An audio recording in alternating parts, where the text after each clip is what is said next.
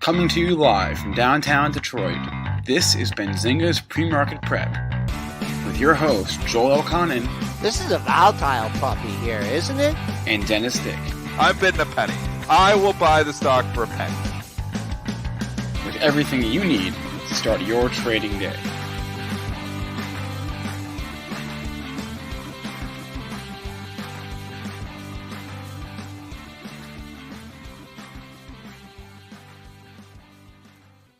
Good morning, everybody. Happy Tuesday. Welcome to Pre-Market Prep. Spencer Israel, Joel Elconin, and Dennis Dick. Man, do we have a lot going on this morning. I want to talk about tech stocks. We've got retail earnings.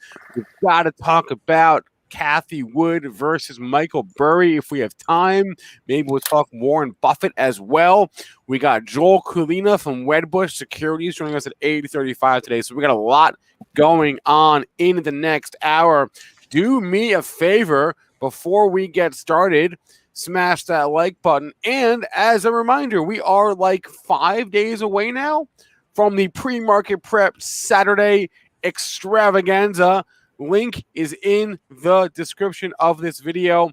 I don't care if you are in the US or in Antarctica, it is available to you.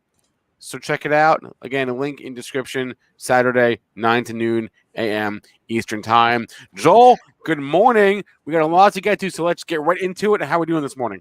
You mean you don't want to hear about my 300-yard drive yesterday? Not in the slightest. Okay. Was it really windy? No, don't ask me. I did Burry about that hole, but don't ask me about the rest of the round. S&P, this is weird. We're going to have to talk about this with Triple D. 2 days in a row. Wait, we got Kroger up there. Can we look at the S&Ps? Oh, I love Kroger. Kroger's fun. Buffett does too, apparently. 2 days in a row. Double-digit losses in the S&P overnight. I mean, yesterday, of course, you know what happened. They bought the dip right up. It's just very, very unusual. So we'll see if we're going to get some increasing volatility. You know what that means? Maybe some downside in this market. Crude down 47 cents at 66.82. Gold, just that washout day, man. You got jammed on your stops on this day, and now you're coming back to 1,800 once again, up $3, 17.92.80. Silver having a much harder time getting off the mat here. That's only up 1.5 pennies, 23.81. Bitcoin hanging out at the 50% retracement, up a G at 47.1. And Ethereum, that's up $105.25 at 32.88 and a quarter. Just kind of consolidating near the high of the move. So, Triple D, what do you want to do? Retail stocks? I want to start a battle with Joel here this morning because the next thing I'm going to say is going to upset him very much. But I'm going to say that in this market, the S&P is a very poor indicator for the overall market. And he's not going to like that comment, but it is just too heavily weighted in those 4 or 5 big mega cap names, because what you're seeing with the S&P making new highs yesterday feels like a joke when people say, oh, the market's doing really well, because the market did not have a good day yesterday. I mean, yes, Apple had a wonderful day. It was sold off in the morning and then got bought up and broke out the new 52-week highs. I'm still long Apple and happy about that. Microsoft had a very good day, right there, breaking out to new all-time highs once again. Google had a good day, was down significantly, and then you had the full key reversal, stock making a new high on closing above the previous day's high. So you're seeing the tale of two markets. The mega caps continue to keep this market floating, continues to keep the S&P floating. A better indicator right now for the overall market, honestly, is the IWM. And the IWM did not have a good day yesterday. Yes, it rebounded from the lows, but still closed significantly down. A lot of small caps, a lot of mid caps, a lot of names just not in those top 10 components of the S&P are actually significantly off of their 52-week highs. You can just go through and look at Cathie Woods too. You can say, oh, well, it's tech, but it's not tech. It's mega tech, because if you want the growth tech indicator, ARKK is a great growth tech indicator, and that stock, or her company, her ETF, is not looking great at all. Had a rough day yesterday. Obviously, it's a lot of Tesla involved, but there's a lot of growth names as well. So you can look, two things, really you have value names that aren't performing that great. I mean, the banks have been hammered here the last couple of days. And then you have growth, which isn't performing great either. And then you have the S&P that's making new all-time highs, all because of, Apple and Microsoft and Google and a few select participants. So it is a very just a few stocks keeping the S&P making new highs, while the overall market hasn't made a new high in a long time. IWM, we're looking back to June when we were making highs, and now we're looking at 216 from 233. You're kind of 4 or 5% off the highs on the IWM. That's obviously some small caps involved, but it's been a tale of two markets. Statements don't lie, right? So if the market's at the highs, the S&Ps are at the highs, you have your funds in there. I'll agree it's not diversified enough, but right now, I mean, what are you going to do? I mean, you can't, when these stocks do roll over, you're right. It's going to pull everything down. I'm not even sure that's going to happen on the SPY. SPY is, I mean, it's just been a great investment vehicle, to be honest. I'm not saying it's, I'm not saying it's not been a great investment vehicle, because the rotation has just kept SPY afloat. I know. I mean, it's amazing, really, when you think of this, the way it's structured. But when you're just saying, "Oh, how's the market doing? S&Ps are here," it's become to a point where we always used to joke with the Dow only having 30 stocks. It doesn't give you a good indicator. Now Well, it has Dow 10. making new highs too. It's the same damn stocks in there. So the mega caps, obviously some of the major ones, it's the same ones that are in the S&P. So that's why you see the DIA and the SPY doing their own show, because you got those big ones keeping it afloat, and then you got a whole other story in the small caps and mid caps, where and obviously if you look overseas, Europe's done well, but China's a mess. Oh, have you seen Baidu? Look at Baidu, look at Baba. We knew we didn't want to be long China. We've said that for the last couple of weeks, but Baidu was a $354 stock in February. It's $142 here this morning, Joel. Is there a certain point in time where you do say, okay, maybe this Chinese sell-off is overdone? Doesn't pay. I don't know.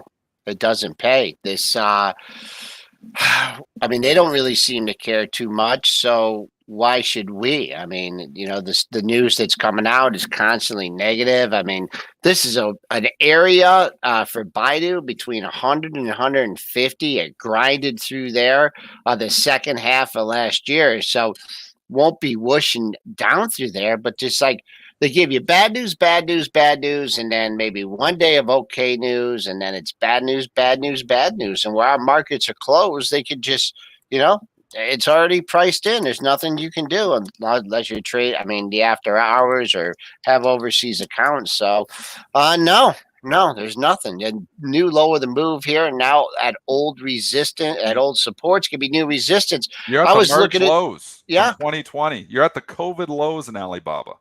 $170, $169.95 was the COVID low back in March of 2020, when they were selling everything. You're $6 off that right now. I'm still long the piece of Baba. Thank goodness I sold a big chunk of it. We know I took a lot of heat when I sold it up at 230. But wow, I wish I would have sold it all.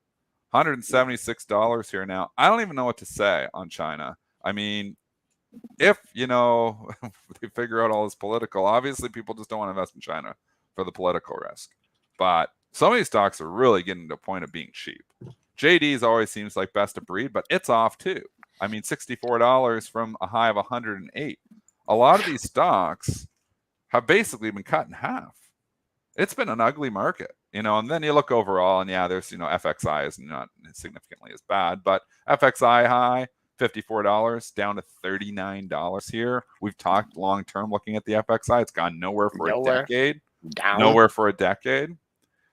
It's very selective. I mean, you've got to have some exposure to those mega caps if you want your high stocks making new all-time highs. My long-term portfolio is right up near all-time highs, but probably because I'm so heavily S&P, Apple, Microsoft, like I'm probably built the same way, which, hasn't benefited me as much as, some of these growth names in, 2020, where, obviously I had a huge move in some of these stocks, but it's helped lately because there's a lot of, stocks that are down. So it's a tricky market to just say, oh yeah, we're at all-time highs, everybody's making money. Somebody in the chat just saying, yeah, I had 3 stocks of the 24 stocks I got that were green yesterday. That's kind of how the feel is. I mean, have you seen even the growth names? Like look at Upwork. UPWK after they had a pretty decent quarter, I believe, didn't they? Or at least it was going up into the quarter. And, you look at the stock now from $64 down to 41.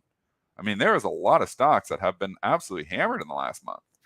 But a lot of these stocks had some big runs to start the year, right? So you're looking at this one, yeah, it's still look at where it ended. It's still, it's still up. So, yeah, it's one of those things where you look at the short-term chart and you're like, holy mackerel, this thing is just getting annihilated. But then you go to the longer-term charts and could this just be a healthy retreat? And this was more of I think a stay-at-home stock. I think we put in that category. So, but everything's getting hammered. But not the SPY. It'll make new all-time highs this afternoon. Probably. I will say that I thought there'd be some kind of a comeback, yesterday, because that's just what the market does. It was a little trickier. It went and made that, it kept on going down till noon. I thought it would come back, but to come back and make another new all-time closing high, I believe for the fifth time in 6 sessions. Now today it's going to be on that Afghanistan news. After getting hammered in the morning, like Apple, even go to Apple. Yep. It was an ugly morning for Apple. If you look just bring up the intraday chart, we opened and took out the 150 resistance, and then what a shakeout!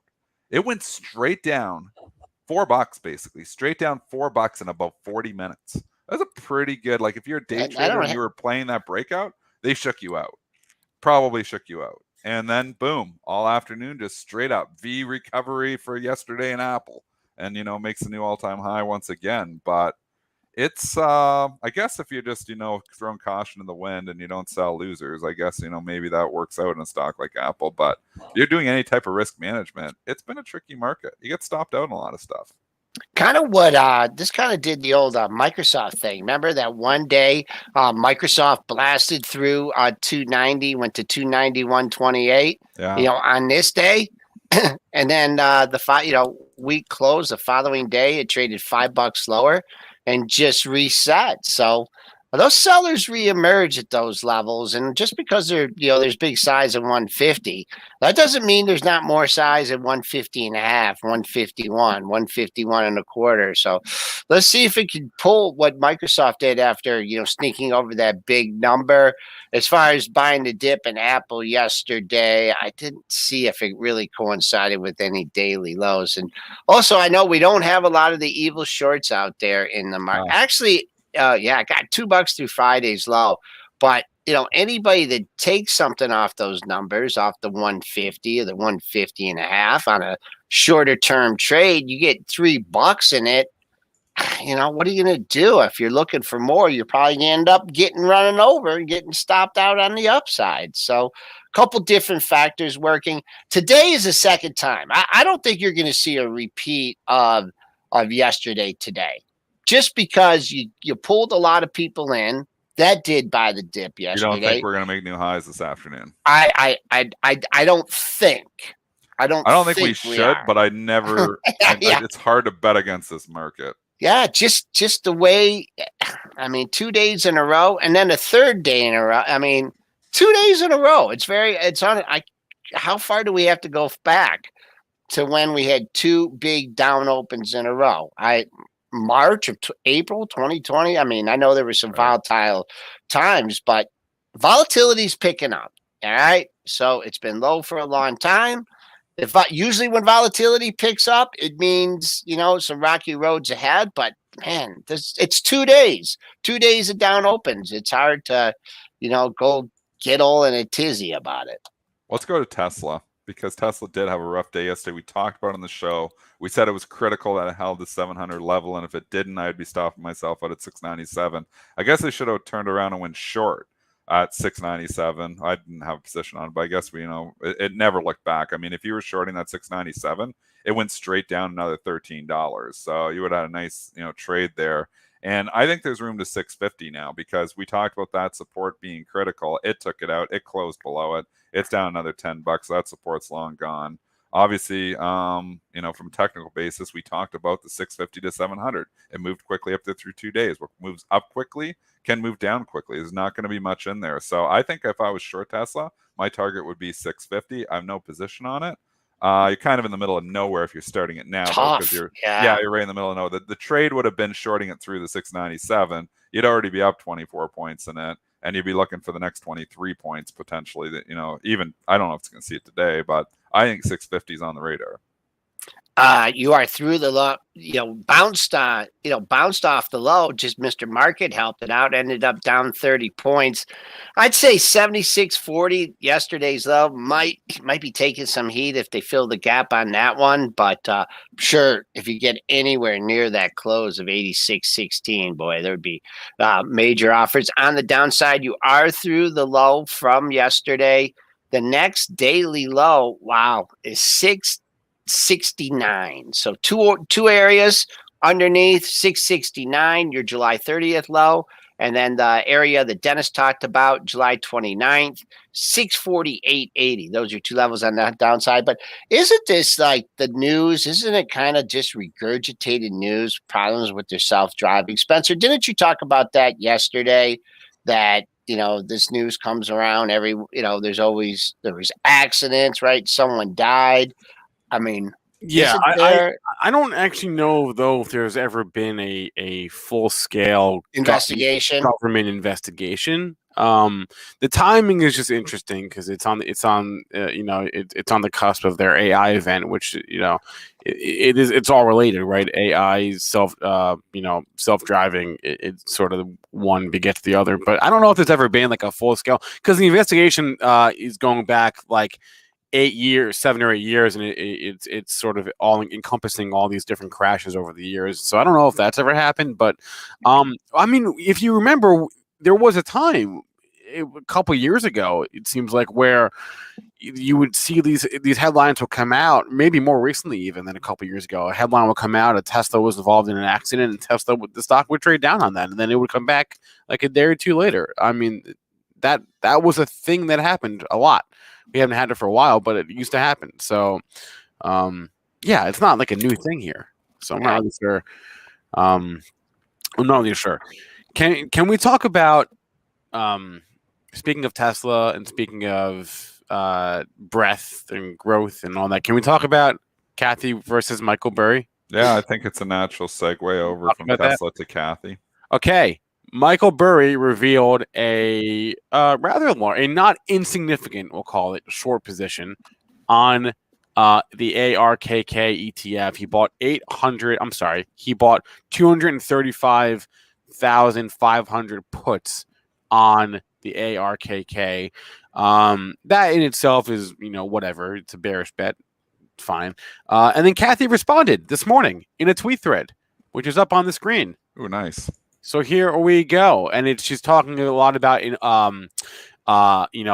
inflation expectations, how it impacts growth. I'll just scroll to the very bottom. Oh yeah, the collapse in commodities in the past couple of months.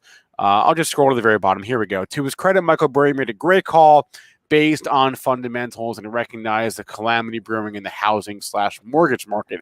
I do not believe that he understands the fundamentals that are creating explosive growth and investment opportunities in the innovation space. That was the end. You know what that tells me? Why is she responding to this? People are allowed to make bearish bets on your fund. Do you think Warren Buffett would come out if somebody made a bearish bet on Berkshire Hathaway? Do you think he would bring himself to Twitter to try to talk them out of the bearish bet? I hope he does. It's fun for us. I mean, this is fun for us, but I think it reduces her credibility when she comes and she's worried about people shorting her fund.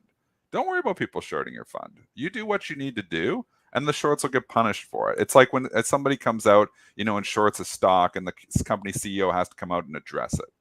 Don't worry about the shorts in your stock. You worry about running your company, and the shorts will lose money. So worry about running your fund, Cathie. Don't worry about somebody coming out and making a bearish bet on your fund. What that tells me is that if you have to come out and start defending your position because somebody made a bearish bet, it's telling me you're not that confident in your own position. So, I mean, that scares me, actually, if I was an investor in ARK, that she has to come out and re-talk herself into her own, position, saying, well, why doesn't he believe this? This is the way it is. I've said for a long time, I think Cathie Wood is her strategies work very, very well in a bull market. She's growth at any cost, and growth has been in favor for a long time. She's done very, very well. If we ever do get into a market like we got into in 2000 to 2008, where growth goes out of favor, Cathie Wood will significantly underperform, because growth at any cost works awesome in a bull market, and it works very bad in a bear market. So we saw a lot of funds like Cathie Wood's back in 1996, 1997, 1998. And they did fantastic. I invested in some of these funds, I can remember, in 1998, these growth funds. They were buying stocks with P multiples of 100, 150, trading 20, 30 times sales. I stopped doing that after 2001 because all those stocks I invested in, or those funds I invested in, went down 90%. Could Cathie Wood's fund go down 90%? It could. Is it going to? I don't think so. I don't think it's imminent. I don't think we're in this, growth ending phase. But when she comes out and says stuff like this, and she has to come out and, defend herself against Michael Burry, why do you need to defend yourself? Don't even worry about what Michael Burry's doing. You pick the right stocks. You manage the money the way you know how. And Michael Burry will lose money on that bet, and then you'll show him that way. You don't have to convince him to, that what you're doing is correct. So don't worry about what people are talking about your fund. Worry about managing your fund. That's my suggestion and recommendation to Cathie Wood. The way I look at this is he's kind of got live cover, because she needs to sell eventually, right? I mean, if it goes up, there's a lot of pressure if and when she is forced to liquidate these. So other people, he's widely followed. So a lot of people are going to be following him into this trade, right? He was on GameStop long ago. Oh yeah. He's made some fantastic calls. I wouldn't, She's scared of him. I wouldn't, I would say nothing. Because you're putting it out there in print, you're on Twitter, you're defending, you know how smart Twitter is, you know how these bots are. I would just... You should say nothing. Yeah. This shows fear. Times. It shows fear when she's got to come out and she's worrying about, somebody that's making a bearish bet on her fund. It shows fear. It doesn't show confidence. So I actually would be concerned about this if I was an ARK shareholder. I will not be an ARK shareholder because I don't believe in the growth at any cost strategy. I'd rather pick and choose, my growth stocks, and pay reasonable price. You know me, I'm a GARP guy. Cathie is not a GARP person. She's growth at any cost. I'm growth at a reasonable price. So I love growth, but I don't want to pay, ridiculous valuations for 30, 40 times sales and, just hoping, that growth is going to continue forever. Because you know what? We will go into a market environment where growth will come out of favor. And you know what? We've been in that market environment for about 6 months. That's why Cathie Wood, ARKK, topped out 6 months ago at $159. Now $115. It's been a rough year for Cathie Wood. She had a great 2020. 2021 has not been great. S&P is making new highs every day. There's a reason ARK is not making new highs, because growth at any cost is not in favor right now. Is it going to come back into favor? Nobody knows. It might. We might just be buying all these Cathie Wood stocks again. But as a stock trader and as a retail investor, you can pick and choose and be in what's favor. You can change your portfolio around. You can adjust on the fly. Cathie doesn't have that luxury. She's too big. Yeah. And she has mandates. She has her ETF. She has to be invested in growth. She can't all of a sudden just say, okay, now I'm going to be a value investor. She doesn't have that luxury. That's not what ARK is all about. Can she? Well, she's not going to. But what is to stop her from declaring a certain stock a growth stock? Who are you to say, if I say Pfizer has the vaccine and has all these growth drivers, couldn't I just define Pfizer as a growth stock? Maybe. Right? Who's to say it isn't? Are you to say? Right? Is there think Cathie's going to take a position in Pfizer? No, I'm just saying. Are you going to be a slave to the ratios? Right? I don't know. I think she probably said something because I just went and looked, and over the last 4 months, the ARKK has 1.6 billion worth of outflows. Which is not it's not nothing, but it's not like there's a flood for the exits or anything. We're at all-time highs on the S&P. Right. she probably just had to come out and say something just to stem that, just so it wasn't totally lopsided, the dialogue. I don't know if she's convincing herself. I think she's I think she's trying to convince herself. I think she's trying to convince other people and herself. I don't know if she's trying to convince herself. So, this is interesting chart. This is interesting. Yeah. So let's go to the technical. We'll get our technical analyst Joel Elconin here. What do you think about the chart? I think that, well, first of all, it got a little bit back halfway of the big move, right? Didn't quite get there. I don't think I'd be comfortable, dipping my toe until you get like 3-4 lows in the same area. Now you have an area down here where you did have a couple daily lows, 113. I see 112, 113, 114, 150. Let's just call it 115 until you can establish something like this, because that was a big seller. I don't know if that was her or a group or some funds or whatever, but it's coming up. It better find support at this. Let's just call it 115 and change. You're trading 185. Not much under there. So now it gave back, had the big break off the high, barely got half back. I mean, if you want to do a projection here, this move was from 132.5 down to 115, another 20-point move. You take it off here, you're back down to 105, 110 in it. So chart not looking good. And you really, if you're stepping in today, you're basically catching a falling knife here. It will be the third day in a row, but it took a hard turn off that 125, 126 area.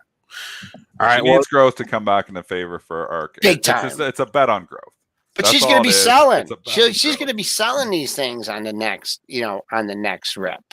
I mean, she does all the buy-in, brings her average cost down. I'd love to see what she's done in Palantir over the last. I still love what Kramer said about it. She's the best average downer in the history of average downers. She literally just she keeps adding and adding and adding. She buys about 2.5 million more Palantir yesterday. She just buys. She's convicted. And you know what? You can do that and buy something 100 times. And, obviously she's convicted and she believes in these companies. And, that's good. That's good for her. I'm not going to follow her strategy because I'm not convinced that paying, extreme multiples for growth stocks. I think we want to pay reasonable multiples. So, but it's been a tough market. It's hard to buy any growth stock at a reasonable multiple because everything's inflated. You got these NFTs of Tom Brady going for $100,000. It's a tough market to really get anything on the cheap. Nothing is cheap. For those asking, Michael Burry disclosed the short position in the 13F. He does not have to disclose his strike price. So we don't know that. We only know the size of his position. We don't know the expiration. We don't know the strike. He doesn't have to disclose that. He just disclosed the position itself. So we don't know how short. We don't know where. We don't know when. Just so you all know. Limiting his risk. At least you can say for that, right? Yeah. An amount of puts. Chat's pretty split, 60-40 right now in favor of Cathie. So it's, We're Cathie chat. They like growth. Our chat likes growth. Hey, I'm with you. People asking my Fisker is a reasonable price. You know what? I've done the valuation. Dennis, retail sales coming up. Dennis, retail sales. Go wide. I don't know what's going to happen. You're getting these earnings, pre-market low. We're just hanging there at 47. The low from yesterday, they got it all the way to 32.50. There was a low from last week right at that area, 44.30. There we go. If you're looking for a bounce, I think it's going to to be nothing. You Nothing. want to know why? Especially in the S&P. A big number. How many retail stocks are dominating the S&P? None. I can't think of one. Amazon? Oh, sure. Okay. July retail sales. Sorry, I'm sorry. IWM. That's better indicator. Wow. Well, I guess no matter what they say about these retail sales here, it doesn't really mean Crickets. Back to let's go to retail. We haven't even covered these retail earnings. Come on. Let's Walmart. They're being nitpicky with Walmart this morning. The earnings per share beat, the sales beat, the Q3 earnings per share guidance was good. The fiscal year EPS guidance was above estimates. I'm seeing some stuff on Twitter about their inventories, but I saw another tweet from another guy that I know knows the space well that's saying this inventory talk is nonsense. Their inventories rose in line with sales. So I guess the inventories were up 20% year over year, but they were down the year before that with COVID, so the inventories are up with their sales. So nothing to be. He said nothing to be alarmed there. They're being nitpicky about Walmart this morning. Is the bottom line. Retail sales came in line, didn't they? It's off the lows. Bring up the they market missed. chart of Walmart. Yeah, I got it. Yeah, I got it. So you've got it, but we don't have it. So hopefully he's Right. got I got the chart. I got you. Okay. I think very clear line in the sand here. 148. Yeah, this low right here. 149. This thing holds 149. Like, listen to these lows, folks. 916, 881, 916, and 904. You're trading there, right? You did get a little bit lower than the pre-market, but there's your chart, your classic run up in the earnings, the little spike over the high of the move. The spike coincided with the yesterday's high at 51.73. So you hold 149. You got to take out the close at 150.75, and there you go, an all-time highs. Under 149, this was a big run up here from 142 up to this high 151.73. I mean, a clear area that it has to hold in today's session down at $160. Triple D. Yeah, I mean, we're still, it's in digestion. We haven't even figured out if it wants to go up or down. I'm not buying the dip on this one. It's a lot of air below it, down at 145 maybe, 145, 146. You got, where you get back most of that recent move, but it jacked up into the number. Again, money being made. What do we teach you? And what we're going to teach you on Saturday is, the easier money, the money ahead of the print.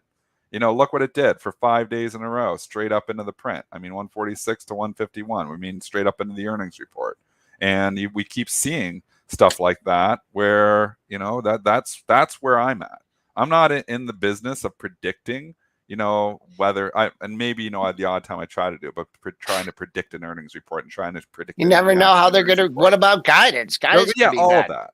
But I am in the business of trying to extract alpha from quantitative, from quantitative analysis. And what we know is over the history of time, stocks tend to outperform ahead of their number. And again, here's another example. Walmart going up ahead of its number for 5 days in a row. That was easy money. I've been long Walmart pretty much every night and I wasn't last night because it was going to report, but I've been long Walmart pretty much every night going in for the last week. I start buying them ahead, usually about 5 days ahead. And I typically, you don't always make money. I mean, again, going back to the law of large numbers, I mean, if you have an edge that makes money 55% of the time, you're going to make money in the long run. It doesn't mean on any individual stock it's going to work. If you only employ that edge once, well, you have a 45% chance of loss, but you employ that edge thousands of times, your chance of loss is significantly lower and next to very, very low. So if you have a 55% edge or a 52% edge or a 51% edge, it's why the casinos exist. So that's stuff we're going to talk about on Saturday, though. Let's move on to the next report, which is Home Depot. Home Depot out real quick this morning. EPS beat, sales beat, comps were light. However, their comp sales came in at 4.5% versus a 5.6% estimate. Comps in the U.S. light as well. Customer transactions down 5.8% year over year, which is interesting. So the bottom line numbers were okay. Sales comps not as okay. Anyway, stock is down. With 325, my one number, 325, you're below it. You might get a gap fill from yesterday. This closes below 325. I don't like those 2 bars down to 315. The one concern on the Home Depot and obviously a lot of your home builders and stuff is, material costs are coming back in, but it's not out of the realm possibility that, even in the last quarter with what lumber prices had done, they've come down now. So maybe the next quarter is going to look better. But if you were just thinking outside the box, it's like, well, if you were going to build a deck and maybe you're going to put that on hold for a little bit until lumber prices start coming in. So maybe somewhat predictable that they weren't going to just kill it across the board in a quarter where obviously lumber prices were up, and material costs were a lot higher than they were before. So, I mean, I think you saw a lot of projects get put on hold last quarter. Dennis, what's your do you officially buy all your wood for your place? No, I have some bought, but I'm still playing. I've actually bought some lumber stocks to hedge myself again, though. So back in some of these. Oh no! Oh, Yeah, no. so I'm doing the Oh, hedge. no. I still, yeah. Exotic Even a hedge. Weyerhaeuser. I bought the Canadian ones, like Canfor, but WY, like a lot of these lumber stocks have come significantly off the highs because we know where lumber futures has come from. So I'm kind of hedging myself to a certain extent. I want the prices to stay low. We have bought some materials, obviously when the prices come down. But I mean, a 2x4 in Canada went from $4 to like $12. I think they're back down to 7 or 8. They've come in, but they haven't come all the way back down yet. All right, I want to bring our guest on, Joel Kulina, but I want some more likes more than that. So let's get up to like 270, and I will bring Joel. That's a low bar. 300. Yeah, what happened? Everyone's on Everyone vacation. used to like us. Now they they don't like us. More likes.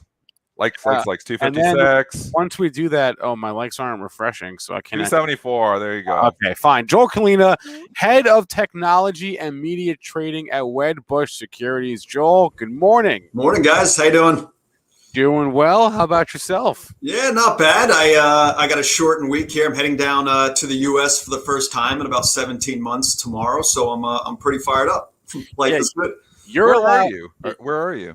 Yeah, I'm in Toronto. You're in Toronto. And then going to Saratoga Springs for a little bit of racing and golf. So,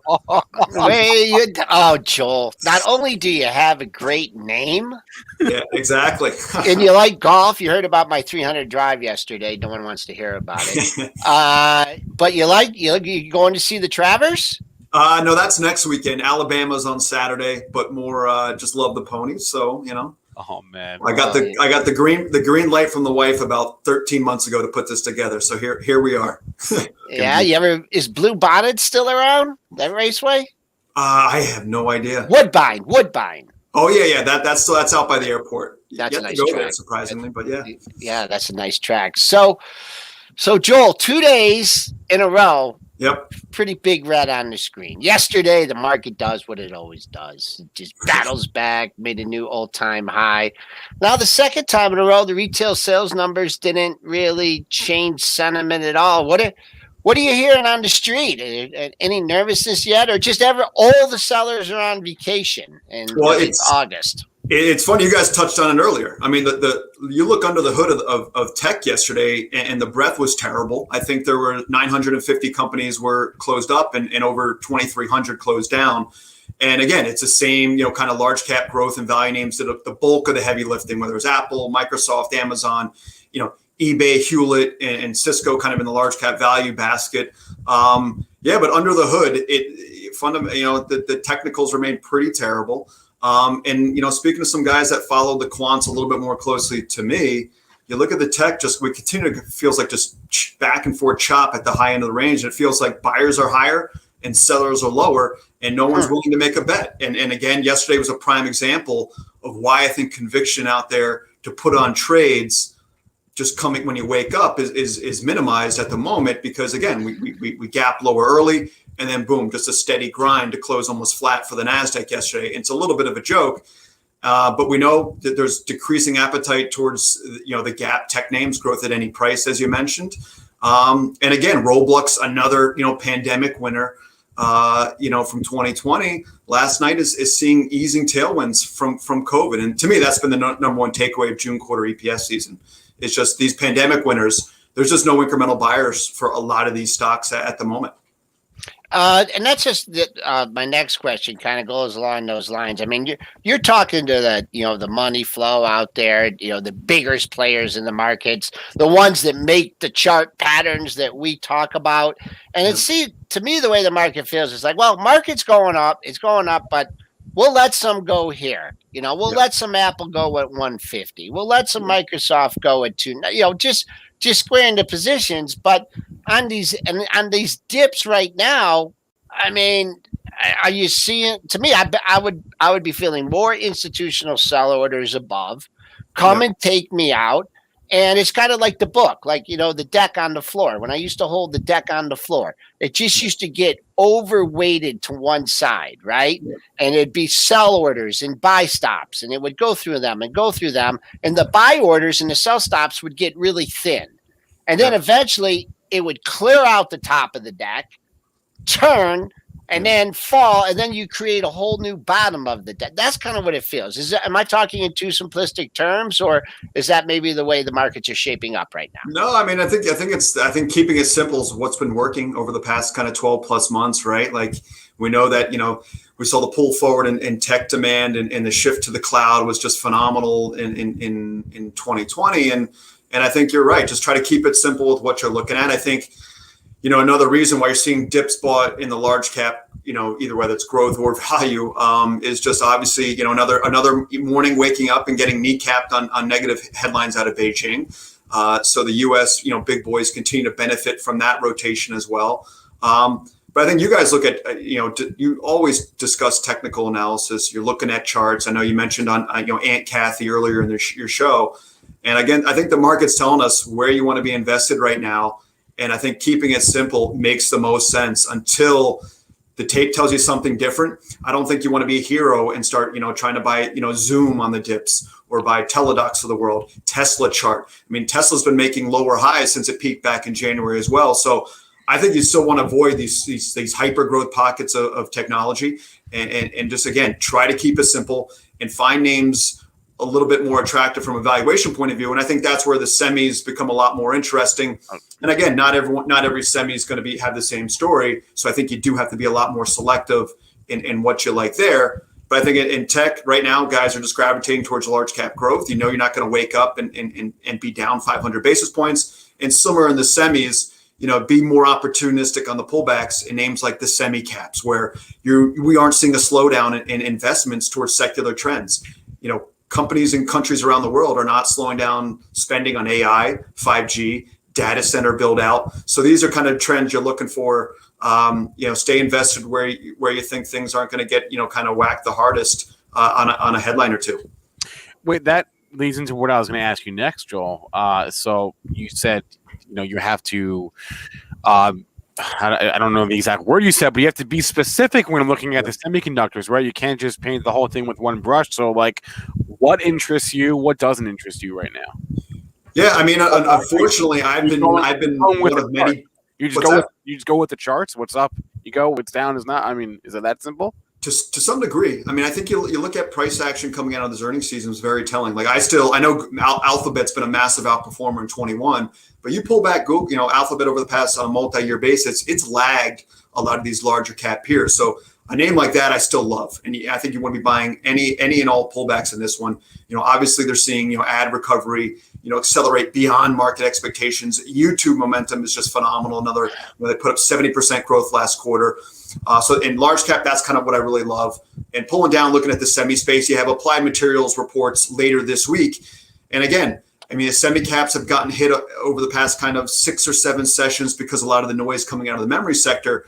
But again, that's why I'd avoid Lam Research. They're the most exposed to memory, where AMAT, their sweet spot is in, OLED, displays, and they just continue to benefit from increasing investments from logic and foundry customers. So I think that's kind of what I'm looking at in the chip space. AMD, I know there's been some funky action, funky price action. AMD, mostly ARB related, with the Xilinx deal. But AMD finally broke out above $100. I think that's your floor right now. I mean, the market share gain story isn't intact. Intel still is a prove me story, at least as far as we're concerned here at Wedbush. Our analyst Matt Bryson has been spot on in his view in Intel. I mean, they're clueless. New CEO, but same kind of unanswered questions regarding that story. So AMD, I think we've had a little pullback off the 120 level. I think you can step into that name. And then if you need a 5G kind of play, I like kind of Corvo. Continue to benefit from increasing investments in Wi-Fi gear, 5G base stations. So again, I'm being a lot more selective. I think within the semi space, I think that's where you can kind of generate the most alpha here in the year end. You get a lot of questions still about Micron, or is that cooled off? Yeah, I mean that was consumed most of my energy last week, and obviously memory, as it always tends to be, is at the epicenter of peak cycle debate. And there's been increasing calls of kind of a peak memory pricing. And I think you can't really step into the stock right now. They're going to be speaking at Credit Suisse in early September, and they're typically, that's when they kind of pre-announce. So it's almost kind of, let's see what the noise is in the next couple of weeks. I think Credit Suisse conference kicks off September 13th, I believe. So that's something kind of circled on my radar, and a lot of Micron guys are already kind of pointing towards to seeing what they're going to say at this event. But yeah, I think, even Micron's report in late June, early July, I think it was late June, there was a lot of issues with it. I mean, forget about all the peak pricing debate. I mean, they're seeing increasing cost due to the EUV migration on the tool side of things. And I think there's better places right now to invest than in memory. So that's obviously, I wouldn't be touching it here, maybe for a trade. But again, I think you got to look at September 13th as a real catalyst, and you'll probably see a little bit of back and forth between them. What about NVIDIA? It's going to report Wednesday night. Obviously, a lot of people looking at this report. What are your thoughts on that one? Yeah, I'm a little bit cautious on it from a trading point of view. We've heard of slowing GPU sales. I know the crypto tailwind, hasn't been as great as it was, say, back in 2018. But it is still part of the story. And I think there have been reports over the past few months of kind of slowing GPU sales. And there are some some concerns of deceleration into the second half. So I think NVIDIA, it's a crowded long. The long onlys are there. So I think even if unless it's an absolute monster beat and raise, I just think there's going to be a lack of, significant upside earnings revisions, and lack of incremental buying. So I'd tend to be a little bit cautious on NVIDIA and prefer kind of Cisco and AMAT as my two tech plays for earnings this week at least.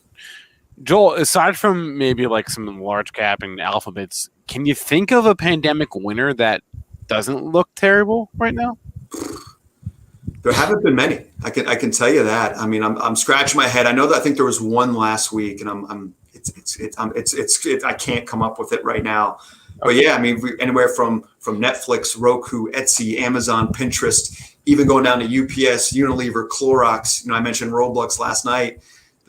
They're all seeing fading tailwinds, and we know the comps are still going to remain tough for the next 1 or 2 quarters. So there's been few and far between names that have kind of shrugged off kind of the slowing or the evolving backdrop, whatever you want to call it. So not really, nothing really jumps out at me. Maybe DocuSign. Yeah, I think DocuSign jumps out at me. Paul Ader on the chat noted DocuSign as well. That's the one.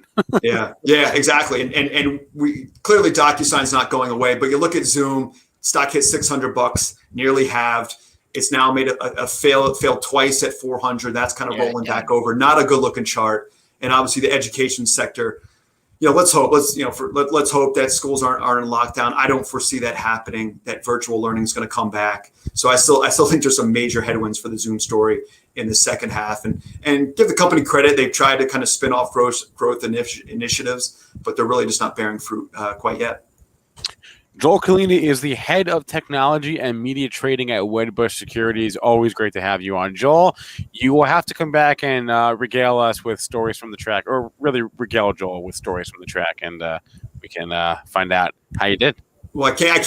Every ticket's a winner. I can't be telling my wife I didn't cash a ticket for 2 straight days at the track. I don't know. She'd appreciate that. Enjoy yourself. I got to go there. And Todd Gordon keeps inviting me out there. And I don't know, maybe 22. I hear it's absolutely beautiful. Yeah, I've heard Saratoga's booming. So there'll probably be 35,000 people at the track on Saturday. So, pretty pumped. Oh, all right. Thanks. Have fun, Joel. All right, guys. Thanks for having me on.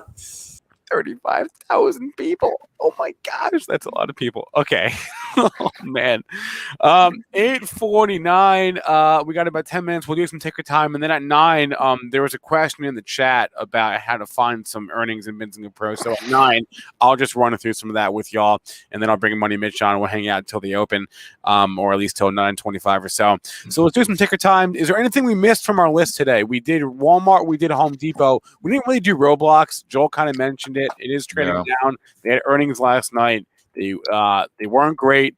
I think their daily active users missed is what it was.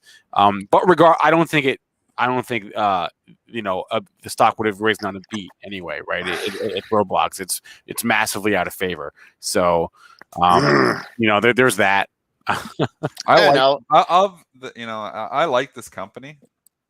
It's been a valuation issue for me, obviously, too. I've never put in the long-term portfolio for that reason, but it's a fun one to trade, and it does give some nice moves. And well, let's get your technical thoughts here, Joel. As we could probably get down to the low 70s. I do think we find Yeah, I buyers. think so. You got a nibbler here. The initial spike, 73.34. Your 4 a.m. traders are like, oh, I got to bring it in there at 73.51. And now you're just finding a little bit of a buyer here above 74. So I can't go out to say that, yeah, this is just, going to bounce hard. You're not going to see the pre-market low, but you definitely have a patient buyer, whether it's an option buyer or, someone straight out wanting to go long. One spike low at 73.46 on your daily, and I'll give you another buy zone down to 72. But Triple D, I've gotten an email a couple times, and I thought we really do a good job of explaining it. But this person has emailed me so many times about the effect of option trading on stocks, and I just thought from Palantir last week, I just thought it was a great example when you talked about the $25 area. It wasn't like you were trying to call top at 25 that day. You were just looking at the activity, where the open interest was, how that was going to, with all the calls, the effect on it. I don't know. I've explained it again. I think he just put in the chat that he's listening again today. I think I've covered it. Can you just maybe give over that example again? I don't know if Roblox would be a great example. But maybe something like Walmart, does that have some open interest in that? I'd have to go look. On Palantir was significant. So that's why we thought it would struggle to get over 25, at least on the week. And, that is exactly what happened. Yes, it broke out over it, on a short-term basis. But again, it couldn't get the momentum going. It was probably a poor bet to say it was going to go 26, 27, 28, just because there was so much open interest last week on the 25s when we looked at that. I mean, it's something, even if you're just an equities trader, it's something you got to be cognizant of. When you've got people making massive bets on on an earnings report, you look at the options, you see where the open interest is higher, what strikes, and it kind of can give you a feel for where it might stall out.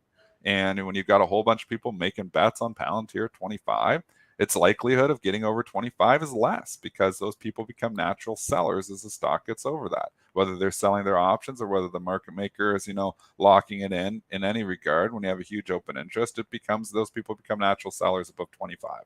So remember, like the way I play it, the way a market maker plays it, they're usually on the other side, but you're always hedging yourself. But if I was buying options, I'm always using the stock against those options. I mean, that's the purpose of the options. There's so many people, probably 90% of call buyers never sell short a stock.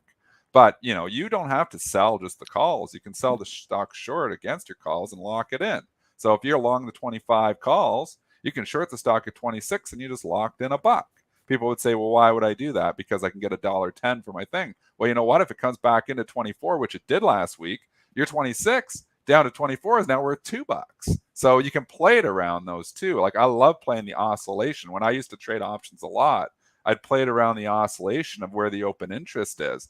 And that's why they tend to pin at those numbers, is because there are traders that are long the call and saying, okay, it goes 25.50, I'll short it. Now it goes down to 24.50, I'll rebuy it. Now I'm open on that again. And that's why it tends to try to pin around the 25 where there's big open interest. You think there's something nefarious going on. Some people like to write articles in the media about something nefarious going on about the evil market makers pinning it, but it's a natural pricing. It's a natural phenomenon. Yeah, it is, because you become a natural seller above it and you're going below it. I don't trade options. I used to trade them a lot back in 2005 and trade them a lot for a lot of years, but I'm still cognizant. I understand how it impacts equity prices. And when you see a huge open interest, it's tough to get above there. It takes a lot of volume to get above there. It's like when we look at the book, we see a huge seller. It's like the goalie, with the big pad stacked up. It's hard to get the puck by there. They do sometimes, but just like CC is saying, he's looking at it, projecting it out and saying this is where the options are pricing it. And in all likelihood, it's going to take some type of major catalyst to take us above that. They got to say something really cool on the earnings report. Maybe they're going to raise guidance, and maybe that's going to be the catalyst to take it above. More often than not, though, it's all about the edge, as it's going to stay probably within the range of that straddle, and the option buyers tend to lose money. And also conversely here, if you got the 25 put from from last week and you're playing it, you have a covered position. It comes down that day on earnings. It even came into the 23 handle for Palantir. So there's not as much open interest on the put side, but the phenomena that Dennis is talking about is there also, and it's usually a lot of times it will be like where the issue is priced the day before with the straddles, because you even have straddle players. Not everyone's just trying to predict where things are going up and down all around. They're just using the options as edge, and that's why when we talk about the unusual options activity, you don't know if it's a hedge, you don't know if someone covering a position, but I sure hope we covered that enough for you. I believe it was RAG. I think sometimes, maybe, and some people are confused, with the analysis. And, we will get in depth on some of this stuff on Saturday. So, in my presentations, I look to stuff like this, in my trading, I look to, there's a lot of different edges in this market. And you know what? People want to simplistically look at a chart and, say, okay, well, it's breaking out. And you know what? There's 6 million people doing that, maybe more. So are you really, if you just have one trick and your trick is just looking at charts to make money, it's tough to extract alpha. You'll make money because the market goes up. If you're a long only trader, the market tends to go up over time. But if you're going to beat the market, I think you need more than just technical analysis. I love technical analysis. I love Joel's, method of technical analysis because it's very simple. And I think there's a place for technical analysis in all trading. It helps with the timing. But I think it's only one tool in your toolbox. And you've got to look at all these other edges, simplistic edges too, like long a stock ahead of an earnings report. Tends to be alpha extraction from that. So, or, like we look at the open interest and we say, okay, Palantir is loaded up on the 25s. A lot of people bet in that way. It's probably going to struggle to get above there. That's the way CC looks at it, but that's the way, that's another edge. And what we try to do on this show is we give you different ideas. And then you put together your own, toolbox of tools. And then you try to make, those calls on your stocks and those bets on your stocks based on your tools. But, if you've only got one tool in your toolbox, sometimes it's hard to build a house. Did someone say something positive about Walmart besides me holding 149? I've been watching yeah, a few just minutes. Kind of hanging out though. It hasn't really convicted. I made a nice move, Dennis. It's off the lows. It's off the lows. Yep. It was a good report, Joel. There was nothing wrong with those Walmart numbers. So, and you've traded 646,000. You're going to trade a lot more stock than that when we open. So, I know you wanted to look at the book. I didn't open my book. Yeah, that's okay. Battle at the close for this one right now. That's 150.75. $1.78, $1.56 one, and you can't just look at it like that because it had the run up in there. But those are pretty good numbers. So I don't think there's going to be anybody slamming it on. But you never know. I mean, things can turn around on a dime in the regular session as well. But Joel has given you a very good pre-market number to lean on. You know what's interesting, and this is I'm going to change the subject here, but the sure. 4 of the top 5 stocks on the top of my losers filter this morning are all previously high flyer EV stocks, right? Like FUV, Archimotor, right? FUV, and ZEV, that's like Lightning E-Motors, and Romeo, RMO. Their stories are just all look at Romeo. Where art thou, Romeo? What happened? In the gutter is where Romeo is. Looking for Juliet, but not find her. Ride is not doing too well either. Ride story is in really trouble too. I hope Marcus. I don't know. We haven't had Marcus on the show for a while. Maybe I'm assuming he probably didn't get out. It was tough. He had that out. He had that out when the stock spiked up. And you know what? This story on all these, what we said before on the EVs, there's only going to be some winners. There's going to be a lot of losers. Maybe Fisker is going to be one of them too. So diversification is key, but knowing what is in favor and what is out of favor. I tell you, this EV trade, which was so crowded, Spencer, great point this morning, looking at that. It was just so crowded. Are they oversold? Is Ride oversold? Yeah. Somebody was asking me, would you short Ride here? I don't like to short $5 stocks because now you're getting to a point where, a lot of bad news is priced in. Can this go to 3? Can it go to 2? Can it go to 0? Yeah, it can. But we got risk now, a lot more risk maybe than before too. I mean, you always had risk shorting these plays, but And it's been pretty smooth sailing since it cut through 10. Also Clean Spark, and they're all down because they all had earnings, but I mean they're all down 15% or more. I mean it's pretty crazy this morning. So the whole sector is just. Someone said EV is the new cannabis. Maybe you're right. I mean, these stocks will come back into favor. There will be a time, but some of these stocks will not make it. Some of these stocks are zeros. We don't know which ones. We can start to see separation happening here. I don't believe Fisker is a zero, but it's definitely a speculative bet. People have been calling me out for that. My timing on it couldn't have been worse. People love it when I'm wrong. Definitely wrong. I was definitely wrong to not say I'm wrong long-term on Fisker. I put in the long-term portfolio. I had it designated. It wasn't a trade. Everybody has clearly said it was in the long-term portfolio, but I definitely could have got it back at my 15. I paid up because I thought the Morgan Stanley would have more legs. It didn't. It got faded hard, and I bought at 17. It's now 14. Terrible timing by me, but I don't believe the Fisker is a zero. Obviously, I wouldn't be in it. I do believe that some of these other EV plays are. I think Fisker's got the Magna deal. You're going to see these Fiskers on the road. So I don't want to talk about it because people hate that stock, but they like it when I'm wrong. So I'm just saying I'm wrong lots of times. My timing terrible on that one, but I don't know if I'm going to be wrong long term on Fisker. I just want to thank the couple people, Ina and Pedro, who have signed up during the broadcast for the webinar on Saturday. If you're signing up for this MarketFi product, what's hotter, pre-market prep info, it's the wrong thing. That's nothing. You got to go to premarketprep.com to get that. I'm going to hop off right now and go over. We missed a lot of tickers there. I know Ticker Vault, you were looking for support in Myrna. I'm going to hop over there and do that now. And Spencer, I'll check in with you later in the day. Everyone, go get them. Joel, are we doing at the close today? We hope, maybe? Yeah. Well, I'll be back. Oh, yeah, we'll be back for at the close. Okay. See you. Because this is going to be an interesting one. I can't, this double down open in a row, that's kind of piques my interest. So we'll see what happens. See y'all later. See you later, Joel. Dennis, I'll see you later as well. Good luck today. Dennis doesn't need luck. Come on. I need lots of luck. We all need luck. Needs all the luck he can. We all have luck. It's just sometimes good luck and it's sometimes bad luck. Yeah. But we all have luck. Yeah. Yep. All right. Here's what I want to do real fast. We got a great question earlier in the chat about how we're going through all these earnings. How do I find this in Benzinga Pro? It's a great question. So here's what I'm going to do. I'm going to bring up my Pro. This is my Pro right now. I have a new workspace. This is your default screen. And this is going to take like 2 minutes to explain. Okay. This is the default screen. There's more than one way to find earnings in Pro. I'm going to start with my preferred way, which is the news feed. Okay. You go to your news feed tool, default tool, every headline from our news desk this morning. Okay. I don't want to see all of this. I only want to see earnings. What do? I go to categories. Okay. Within categories, I go to news. I just click on I don't click on the checkbox there. I click within. There's like the little arrow. You can sort of see the little arrow next to it, which means there's like subcategories. I go to the news subcategories and I find earnings. While I'm here, if I want to make life easier for myself down the line, you can use this tool on the right to make your earnings headlines certain colors. I'm just going to make mine. What is that? Yellow? I can't even tell what that is. Whatever. Done. Boom.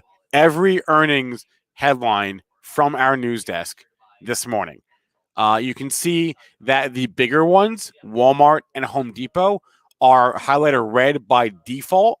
That's our news desk signaling when they posted that these are more important than like the other ones. For example, like Monday.com, right? Or Huya. Our news desk is saying, hey, these are extra important earnings headlines. But here is every earnings headline this morning from our news desk. That's one way to find earnings. And you can have multiple news feeds. You can have a news feed of every single headline, right? But I've maintained that yellow color, right? So now I know every yellow headline is an earnings headline. Makes it easier to see. That's how you find earnings in the news feed. You can also, I'm going to close that out. You can also go into the calendar. That's the other main way you can do it. And after this, I'll show you one third way. We have many calendars for conference calls, dividends, earnings right here. You go, you find the date you want to go, you search for it, boom. Here's every earnings report. This is the 12th for some reason. Let's go to today and yesterday. Every earnings report today and yesterday. You can sort it by date. You want before the market or before they open after the close, and that's how you find earnings in the calendar. The last thing I'll say on the earnings front is we have a couple of default spaces. If you scroll down here below, you can look at the earnings monitor, which is basically both of these tools combined, right? Newsfeed on the left, calendar on the right. Makes it extra easier to find all the earnings in Benzinga Pro in headline format, in calendar format. You can play with the format of the calendar, get rid of certain columns if you don't like, seeing the time or whatever. You can get rid of all that stuff. You can format the columns there, reorganize them. But that's how you find earnings in Benzinga Pro. You've got the news feed, you've got the calendar. It kind of just depends on how you want the information. And like I said, the news desk will, by default, they will make the important earnings, the quote unquote important ones, right? Walmart, Home Depot, they will make those red to make them easier to spot. So for example, like tonight we got nothing tonight. Tomorrow morning we got Target, we got Lowe's, right? So tomorrow morning, Lowe's and Target will be red by default. Just easier to see. What you can also do, and if you're going to look for earnings, I suggest you look for guidance as well. You see they're both selected there, earnings and guidance. They kind of go together, right? So that's the earnings lookup in Benzinga Pro right there. Again, this is it, pro.benzinga.com, free 2-week trial. If you ever have any questions about Benzinga Pro, and you can ask us if we're streaming, or you can always just email the email that's on the bottom of the screen, onboarding@benzinga.com. They will gladly answer your questions, or just message in the live chat on YouTube, and if I see it, I'll answer it, and I'll do my very best. But there was a good question about that, so I hope I answered that question to whoever asked that earlier. I think it was TJ. Yeah, TJ Mosley. I hope I answered that question. So I've got my Pro up here. Let me bring it to my tool. This is my tool that I use. This is my movers tool, and I'll bring Mitch on as well. This is what I use every morning, guys. What is up? What is down? That's how I was able to see. Oh, shoot. Clean Spark, Romeo, ZEV, FUV, all leading us down this morning. Okay, what's leading us higher? Monday, hey, we have a stock that's up on earnings.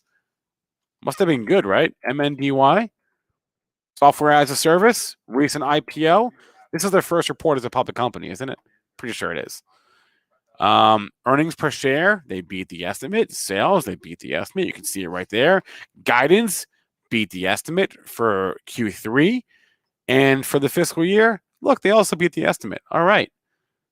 How was Monday.com doing? The king, one of the kings of podcast advertising. Listen to podcasts. I'm sure you've heard their ads before. Do we have any volume here? No, we're probably just bid up. Yeah, we're just there's no trades, just bid up. Or maybe one trade this morning.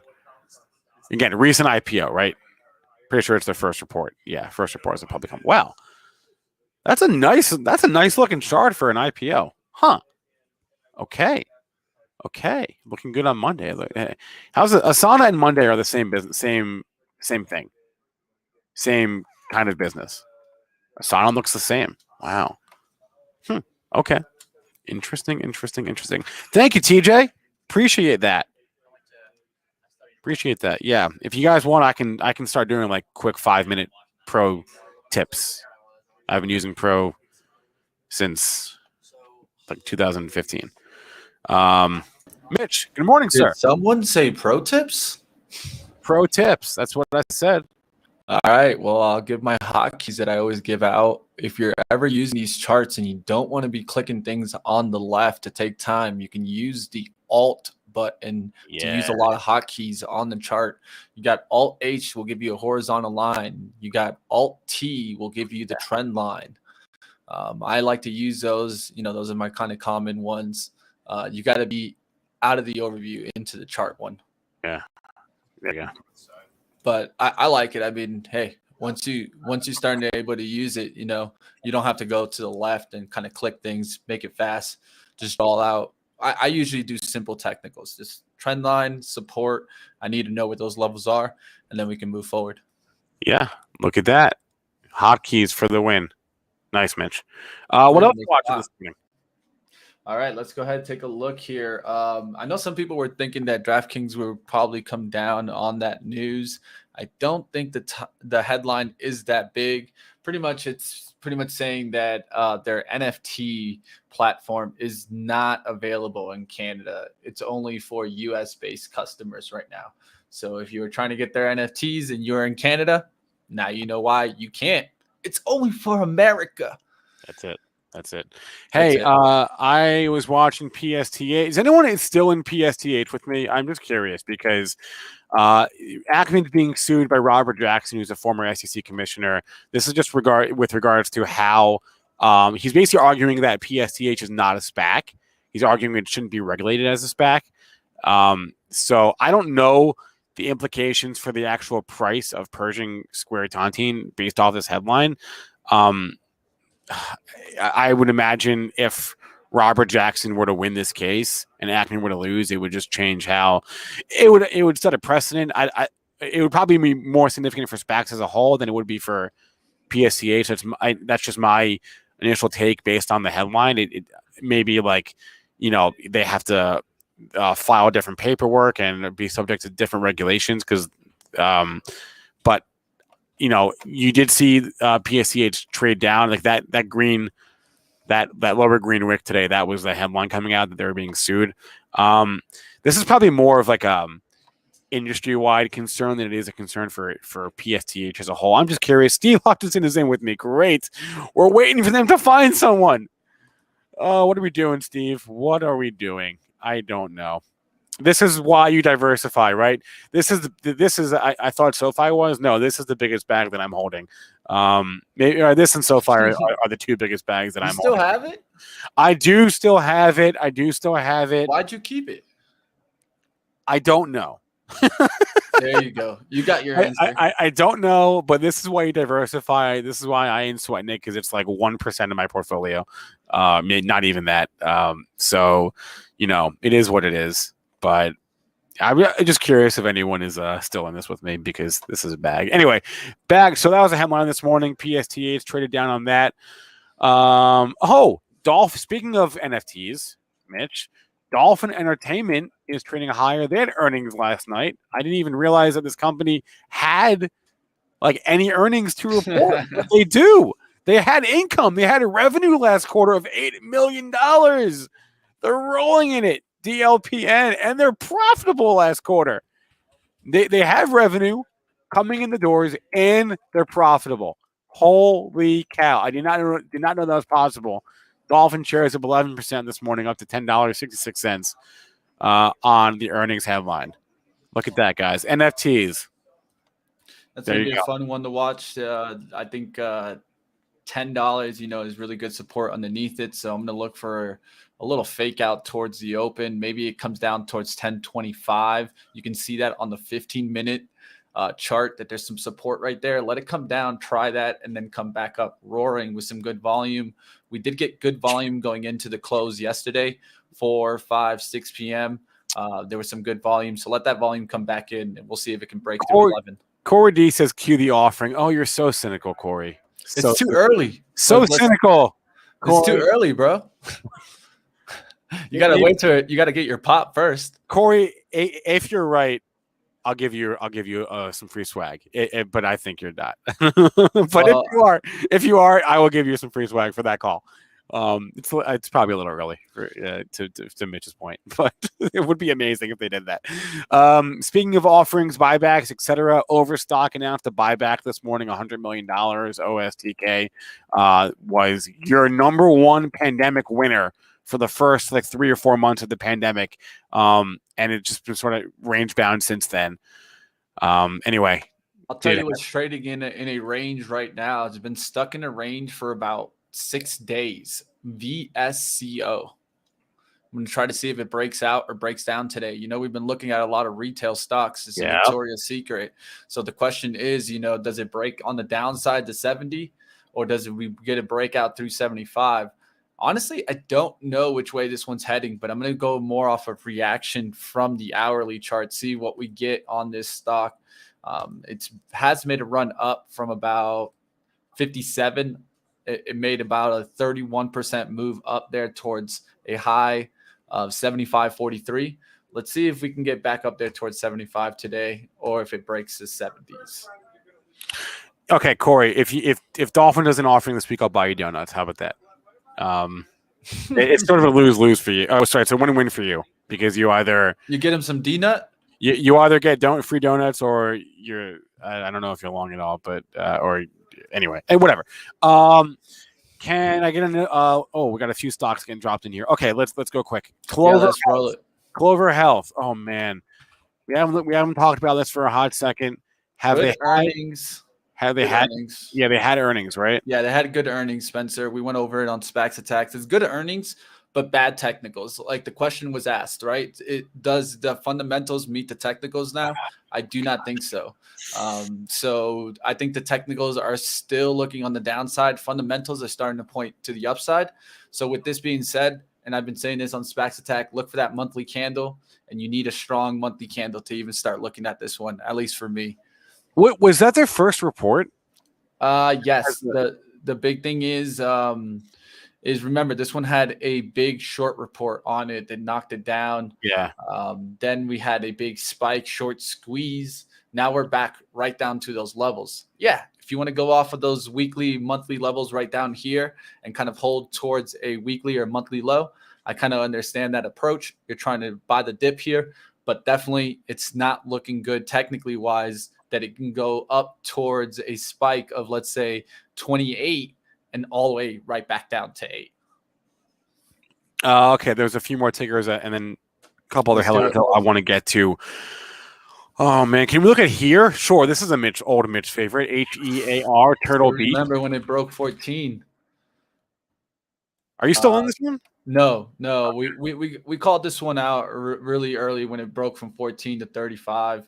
But then this turnaround and in gaming overall is the scary thing because you have to wait for these to come back. I think these are going to come back closer towards October and November.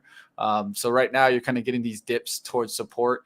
You could look at this one and compare it to CRSR. Very similar stocks coming down towards long-term supports. When I see both of these turn around, that's when I'm going to get excited. Big thing for me is also keep an eye out on Logi. Logi has a big support underneath it at like kind of this 105 or the 200-day moving average. If that breaks on the downside, that's when you could start seeing the other ones break down too, here and Corsair. So to me, Logi's the leader here, right? The higher price one, the one that's had the rip before these two.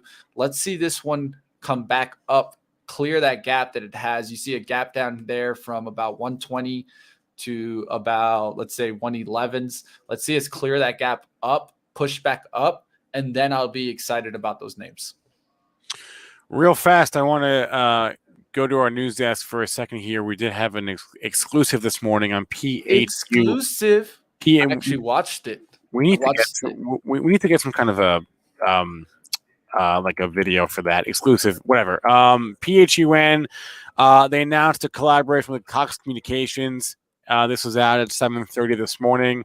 You can see here as I pull up the chart that headline was worth about 5 cents. Come on. Yeah. Come I on, saw it. Come on. There's some buyers that stepped up there at 95. I'll tell you right now, 95 cents, there was a buyer that stepped up. He added down towards the 90s. You could tell it popped up there for a second there, got up towards the 98. Looked like it was going to get through that $1 and then just couldn't get through it. Why? Because if you would look on the level 2, you will see that there was a big seller there right there at $1. So I think that's what he ran into, and then it just came right back down. I was watching the level 2s when this came out. Actually, it was worth about almost 15 cents, that headline. If you played it this morning, hat tip to our news desk for that. Okay, Mitch, before I hop off, I just want to do a real fast crypto update because I neglected to do one on the show yesterday. So what's up in the crypto land? Let's find out.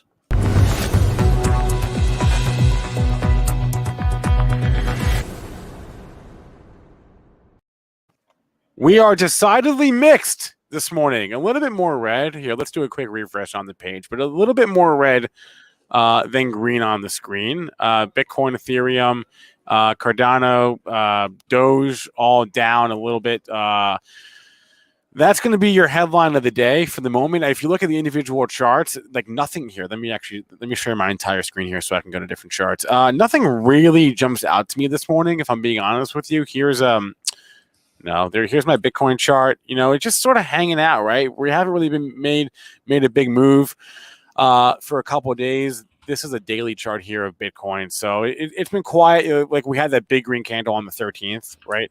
Typically, you see Friday, Saturday, Sunday, big moves, but we've been quiet here in Bitcoin. We had that huge run up for a couple. We had the huge sell off, huge run up. A couple weeks later, quiet now. So we're just kind of hanging out in the mid 40,000 area, mid 40,000 handle, right? $46,000 this morning in Bitcoin. Ethereum, kind of the same story. We've paused, which is probably healthy, right? Frankly, when any asset goes straight up, I get nervous. So Ethereum doubled in a span of 3 weeks, a month, and we've paused for the moment, which is probably healthy. You like to see consolidation. You like to see you rip higher, you consolidate. You rip higher, you consolidate. That's healthy market action. So that's good to see for me. Dogecoin, which had a massive green candle. I don't know what got into Dogecoin yesterday, but we were just sort of hanging out. We're back above 30. I guess 30 cents is your new support, right? 30 cents or the low of yesterday, which was 31 cents. And the low of today is 30 cents, 30 and a half cents. So yeah, 30 cents. We'll call that support in Dogecoin. Let's just check in on my crypto stocks watch list. Back. Mostly red. Trying to find support. A lot of them are trying to find support. We'll see if they can find support and then get back up. But Spencer, what are we doing, man? We need to come up with the acronym. The fangs of crypto. Well, fangs of crypto. I don't even know. I don't even know if we can agree.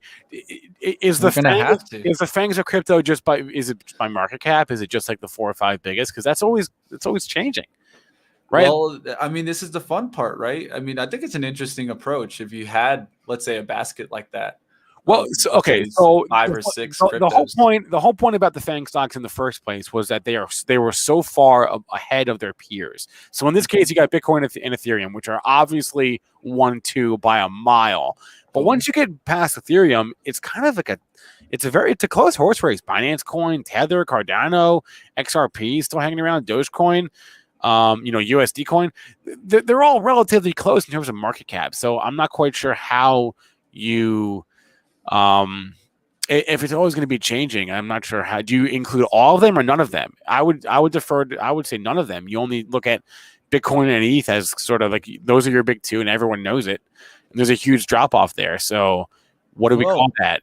Maybe I think when you come down to moments like this, yeah, I do agree. You would want to probably position up on the Bitcoin and the Ethereum here, put most of the portfolio towards the 2 leaders, and then maybe grab 3 or 4 names down there that you believe can make some big moves, and just limit the position size in those, so that those are going to be a little bit more volatile. Bitcoin and Ethereum could keep coming on up if that's what you see.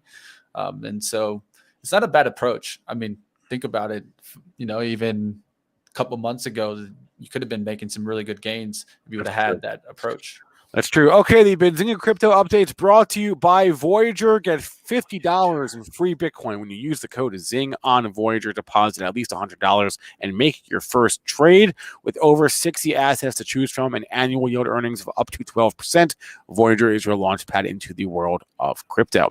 All right, guys, it is 9:24. We're going to hop off here. David Green's going live now.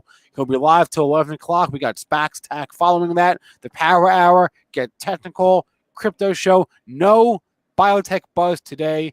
VV's out, but we've got our new NFT show, The Roadmap, at 3 o'clock. Joel and I will be back at 3:30, followed by Money Mitch, followed by Cannabis Insider, followed by Ryan Rose Biani. We got a lot going on today. A lot going on. yeah, that's a wrap. Everyone, please remember all the information from our show is meant to be used as informational purposes, not for investing or trading advice. This stream is about to end. It'll redirect you to David Green. Everyone, have a good rest of your day. Stay green, stay filled, and we'll see you later.